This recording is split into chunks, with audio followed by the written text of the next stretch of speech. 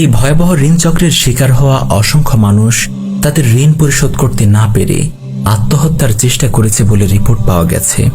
তাহলে কি জোবরা গ্রামের সাফল্যের গল্প মিথ্যে? আগে উল্লেখ করা হয়েছিল, জেসন হিকেল বলেছিলেন যে ক্ষুদ্র ঋণের ইতিবাচক প্রভাবের সুস্পষ্ট প্রমাণ নেই। তাহলে জোবরা গ্রামের সাফল্যের গল্পের কি হবে? জোবরা গ্রাম ছিল গ্রামীণ ব্যাংকের সাফল্যের প্রতীক, যেখানে সুফিয়া বেগমের দারিদ্র্য বিমোচনের গল্প বিশ্বজুড়ে প্রচারিত হয়েছিল। বলা হয়েছিল সুফিয়া ক্ষুদ্র ঋণের মাধ্যমে দারিদ্র্য দূর করেছেন।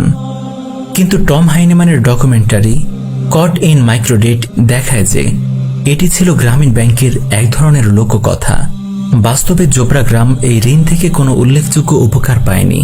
এটি ছিল বিশ্বকে দেখানোর জন্য সাজানো এক মিথ্যা প্রদর্শনী। সত্য হল, সুফিয়া বেগম দারিদ্র অবস্থায় মারা গেছেন, আর তার মেয়েরা এখনও জীবনের সংগ্রামে লড়ছেন।